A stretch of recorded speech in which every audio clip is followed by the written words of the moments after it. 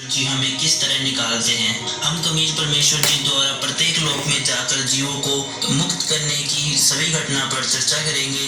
तो अपनी स्क्रीन को अच्छी जगह सेट कर लें और इस वीडियो को ध्यानपूर्वक देखें। जानते हैं कि हमारे जन्म के विषय में हमारे माता पिता ही सही जानकारी बता सकते हैं। इसी तरह इस सर्व सृष्टि के रचनहार परमेश्वर कबीर जी हैं, जिन्होंने अपने द्वारा रची सृष्टि की वास्तविक जानकारी बताई है, जिससे हमें पता चलता है कि सर्वप्रथम कबीरदेव अर्थात कबीर जी ने 4 अविनाशी लोकों अकह यानी अनामी लोक, अगम लोक, अलख लोक व सतलोक की रचना की। सतलोक में कबीर जी एक शब्द से 16 द्वीपों की रचना की, फिर 16 शब्दों से 16 पुत्रों की उत्पत्ति की, एक मानसरोवर की रचना की जिसमें अमृत भरा, फिर अपने 16 पुत्रों में से एक अचिंत से आगे की सृष्टि रचने के लिए परमेश्वर ने कहा।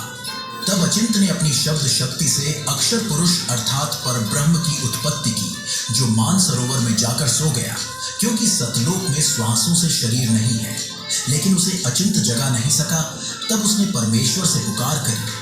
तब परमेश्वर ने अपनी वचन शक्ति से एक अंडा बनाया और उसमें एक आत्मा को प्रवेश करके उस अंडे को जल में छोड़ दिया, जिसकी गड़गड़ाहट से अक्षर पुरुष की निंद्रा भंग हुई और अक्षर पुरुष ने उस अंडे को क्रोध से देखा तो वह अंडा फूट गया, जिससे अक्षर पुरुष ज्योति निरंजन काल ब्रह्म निकला। जिसके बाद परमेश्वर ने दोनों को बाहर आने के लिए कहा और अचिंत के द्वीप में रहने के लिए कहा।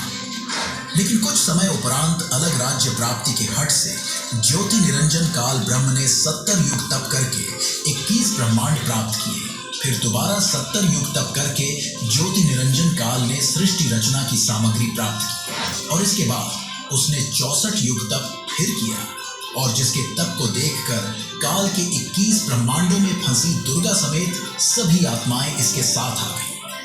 वही पूर्व में काल के सभी 21 ब्रह्मांड सतलोक में ही थे, लेकिन भयंकर गलती के कारण काल को माया दुर्गा तथा 21 ब्रह्मांडों सहित परमेश्वर ने सतलोक से निष्कासित कर दिया गया और उस गलती के कारण इसे प्रतिदिन 1 लाख मानव शरीरधारी प्राणियों के शरीर से निकलने वाली गंध को खाने और प्रतिदिन 1.25 लाख की उत्पत्ति करने का श्राप लगा, जिसके लिए इसने अपने 21 ब्रह्मांडों में जीवों को उलझाए रखने के लिए कुछ व्यवस्थाएं कर रखी, जिससे कोई जीव जाल से ना निकाल सके।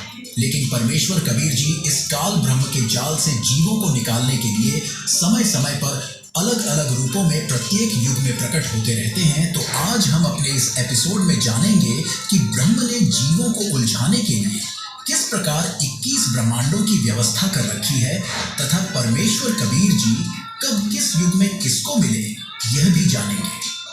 तो चलिए आज के इस एपिसोड को शुरू करते हैं।